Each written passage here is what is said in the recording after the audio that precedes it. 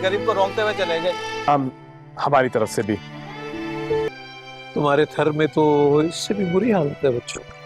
अस्सलाम वालेकुम नाजरीन, एक ऐसा ड्रामा जो आपके लबों पे हंसी बिखेर देता है, जिसका आप पूरा हफ्ता इंतज़ार करते हैं, उसका नाम है इश्क मुर्शिद। तो चलिए नाज़रीन, इसके रिव्यू का आगाज़ करते हैं, जिसमें कि हम देखते हैं कि शिबरा झूले में लेटी हुई किताब पढ़ी होती है और फजल बख्श जो है उसके साथ शरारतें करता है, उसको दरख्त से तोड़ के कोई चीज़ ज़ोर से मारता है और जब वो देखती है तो ऐसे जाहिर करता है जैसे पतंग उड़ा रहा है और शिबरा भी जवाबन उसको फिर मारती है। फिर हम देखते हैं कि दाऊद अली खान जो है वो अपने मैनेजर को बुला के डांटता है और कहता है कि तुम शामिर के साथ क्यों नहीं हो और ये बताओ कि वो कहाँ कहाँ जाता है, क्योंकि अब वो भी कुछ सस्पिशियस हो रहा है कि उसका बेटा कहीं गायब हो जाता है। तो वो कहता है 3 ही जगहों पे जाता है, अम्मा की कब्र पे, फार्म हाउस या फराज के साथ।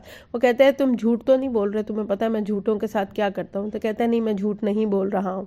फिर हम देखते हैं कि अब आहिस्ता आहिस्ता बर्फ़ पिघलना शुरू हो गई है और शिबरा जो है वो फिक्रमंदी के साथ फजल बख्श के लिए चाय बना के ऊपर कमरे में लेकर आती है और फजल बख्श भी खूब एक्टिंग करता है कि उसको बहुत ज़्यादा आंख पे चोट लग गई है। वो उसे दुपट्टे से सिकाई करती है। फजल बख्श बहुत खुश हो रहा होता है दिल ही दिल में और फिर कहता है कि देखा, दिल के सारे पुर्जे भी ठीक हो गए हैं। तो वो बड़ी हैरान होती है, कहती है चोट तो तुम्हें आंख पे लगी थी और बातें तुम दिल की कर रहे हो, और कुछ उलझ सी जाती है। फिर उसे समझ आ जाती है कि ये एक्टिंग कर रहा है, तो वो गुस्से से अपना दुपट्टा भी खींच लेती है और उसकी लाइव और उसके लिए जो चाय लाती है वो भी वापस चली जाती है।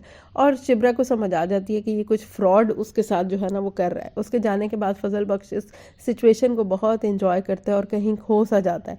फिर हम देखते हैं कि शामिर का बाप जो है वो इसको बुलाता है और कहता है कि जल्दी से घर पहुंचो। और शामिर ने चूँकि जाना होता है, वो फिर शिबरा के माँ बाप के सामने ड्रामा करता है कि मेरा एक दोस्त मरने वाला है, मैं उसके लिए खून के एहतियात जमा करने जा रहा हूँ। तो नाजरीन, वो है ही पक्का सियासतदान, दोनों तरफ किस तरह खूबसूरती से झूठ बोलता है। लेकिन नाजरीन, जितने मर्जी झूठ बोल ले, एक दिन तो उसने पकड़े ही जाना है। फिर हम देखेंगे कि शिबरा और सलमान साहब उसका क्या हाल करते हैं। फिर हम देखते हैं कि फराज उसको लेने आता है और जब वो घर पहुंचता है तो उसके पास टाइम ही नहीं होता कि वो कपड़े बदल सके और मॉल्स का टाइम भी जल्दी बंद होने का होता है। तो उसका बाप उसको देख के बहुत हैरान होता है और कहते हैं तुमने ये क्या हुलिया बनाया हुआ है? तो फिर नाजरीन, यहाँ पे फिर वो एक्टिंग शुरू कर देता है और कहता है कि हमने यही हाल अपनी आवाम का किया हुआ है, लोग हमें इतनी गालियाँ दे रहे थे, लुटेरा, चोर और डाकू कह रहे थे, बाबा बहुत बुरा हाल है, मैं अपने हल्के में गया था, वहाँ पे तो लोगों का बहुत बुरा हाल है और इस दफ़ा हमें कोई वोट नहीं देगा। तो बाप भी उसकी ये सारी तकरीर सुन के बहुत ज़्यादा इम्प्रेस हो जाता है और सोचता है कि मेरा बेटा कितना सही फैसला करता है और कितना अच्छा सोच रहा है। फिर वो उसको कहता है कि तुम जल्दी से जाओ, तैयार हो के आओ, क्योंकि तुम्हें बहुत बड़ा सरप्राइज़ मिलने वाला है। और नाजरीन, सरप्राइज़ क्या है? शामिर जैसे ही अपनी बर्थडे का केक काटता है, वहाँ पे हारून बेग और उसकी बेटी महरीन होते हैं और हारून बेग कहता है कि मेरी तरफ से सबसे बड़ा तोहफा यह है कि मैं तुम्हें अपना दामाद बना रहा हूँ। तो वो एकदम चौंक जाता है और फिर उसे बहुत गुस्सा आता है। लेकिन यहाँ भी नाजरीन कमाल महारत से वो बात को छुपा जाता है और कहता है कि मैं पहले जो है मुर्शिद साईं से पूछूंगा, अगर उन्होंने हाँ कर दी तो फिर ठीक है, महरीन और अंकल आप प्लीज़ माइंड ना कीजिएगा। तो वो दोनों चुप के चुप रह जाते हैं और बाप भी बहुत हैरान होता है और पूछता है कि ये कौन मुर्शिद है, मुझे मिलवाओ, मैं उनसे बात करता हूँ। तो वो फिर बहाना बना देता है कि वो तो यहाँ है ही नहीं, इराक गए हुए हैं और थोड़े दिनों के बाद आएंगे, 1-2 महीने के बाद। खैर, ये बात यहीं पे ख़त्म हो जाती है। फिर हम देखते हैं कि महरीन जब घर पहुंचती है तो वो गुस्से से आग भगोला होती है और अपने बाप को कहती है कि आपने कैसे ये उसका झूठ मान लिया? मैंने आपको कहा था पहले उससे पूछ लें अगर आपने मंगनी करनी है, लेकिन आपने मेरी बात नहीं मानी। लेकिन बाप कहता है कि इसकी माँ भी ऐसी थी, वो भी, हर सियासतदान ने कोई ना कोई पीर मुर्शिद रखा होता है, इसकी माँ ने भी रखा हुआ था, वो भी उनसे पूछ के फैसले करती थी, इसलिए मुझे यकीन है कि ये भी सच बोल रहा है। और अगर वो ना माने पीर मुर्शिद तो मैं उन्हें मना लूँगा।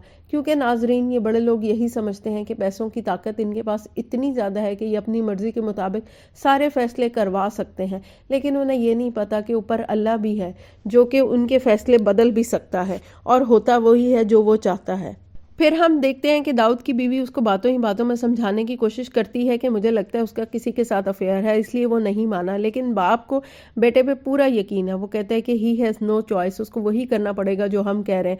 फिर हम देखते हैं कि शिबरा सब्जी लेने जा रही होती है और फजल बख्श वहीं आ जाता है और फिर हस्बे आदत फजल बख्श जो है असली फजल बख्श से सब्जी जो है उसको सस्ते दामों में लेकर देता है। फिर हम देखते हैं कि सुकैना जो है वो ज़ुहैब से मिलती है और उसे कहती है कि पहले शिबरा का रिश्ता हो जाए तो फिर हमारी शादी होगी। और फिर बाप जो है वो फजल बख्श को कहता है कि तुम बस, हमने फैसला कर लिया है, हारून बेग ने और मैंने, जो हम चाहते हैं वही होगा। लेकिन वो कहता है कि बाबा अगर मुर्शिद साई ने मना कर दिया, तो बाप कहता है नहीं, ऐसा हो ही नहीं सकता है, मैं उनको भी मना लूँगा। तो फिर हम देखते हैं कि वो बाप को फिर मुतमईन कर देता है और कहता है कि चलें बाबा, इंशाल्लाह सब ठीक हो जाएगा, और जो है बस जो है आपने मेरे पे भरोसा करना है और मुर्शिद साई पे भरोसा करना है।